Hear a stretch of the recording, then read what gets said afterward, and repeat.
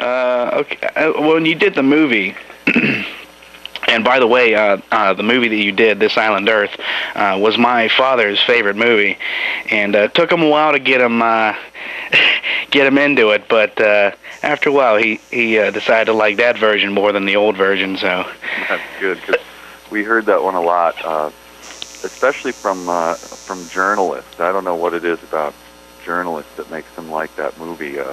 But they always said, we'd say in interviews, they'd say, I know, how come you pick that movie? That's a good movie. And I'd always say, well, when was the last time you watched it? And they said, well, when I was about 9. So, why don't you take a look at it again and tell me if you're really upset about it? Yeah, really.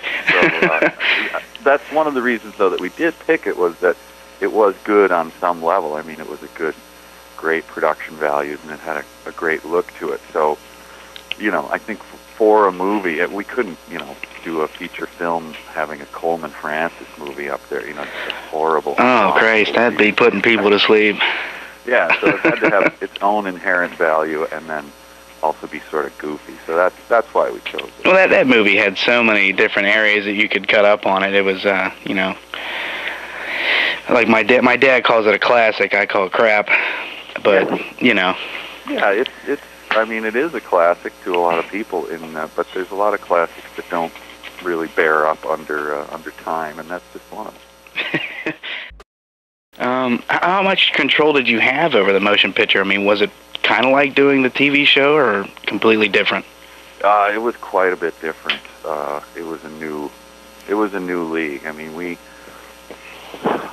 had a couple executives on it, and this was not like the TV show where they kind of came in and didn't bother us anymore. This was kind of all they had to do, and they were maybe a little bit younger, and so they really needed to make this one, and we had to convince them of a lot of things, and they wanted to push for things that just didn't make any sense, and it didn't seem to count at all that we had done this TV show successfully, and that this was, basically the same thing, sort of, polished up, spit shined for the screen, and that didn't matter to them. So it was not fun, to be honest, and I don't think, in the end, it was worth it. It sort of sapped a lot of our energy, and and then it obviously wasn't a success.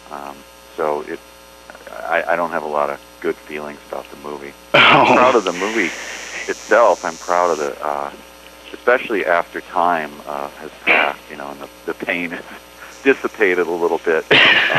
People really like that movie, so that makes me happy. Well, yeah, it came out, I think it was here in the theaters from like a couple days, and then they took it off, which I was pissed, because I never did get to see it in the theater, so that was upsetting. Yeah.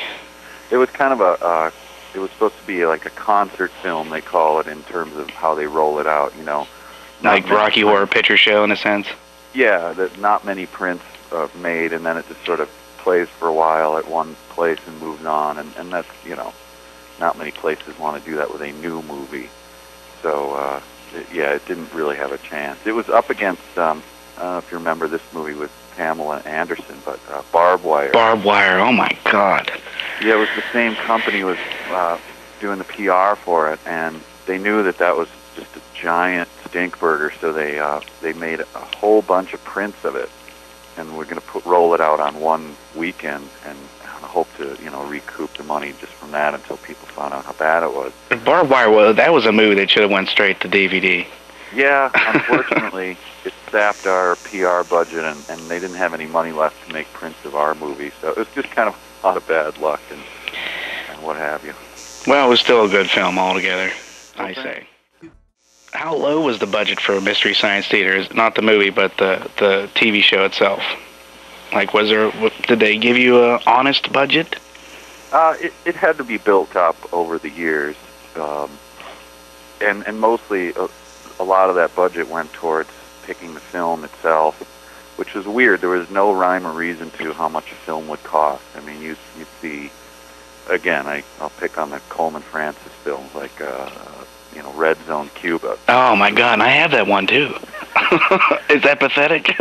Yeah, well, a lot of people love that one. I can't. I have just too many bad memories of it to look at it fondly. But I think I can watch it once and then Yeah, put it that's away for a little mine, bit, and yeah, Frank Conniff, who obviously was on the show earlier, he picked that movie, and he was a real champion of it. Even after we did it, he just loved the sadistically bad qualities of it. But anyway, the films themselves, that one, that may cost more than This Island Earth.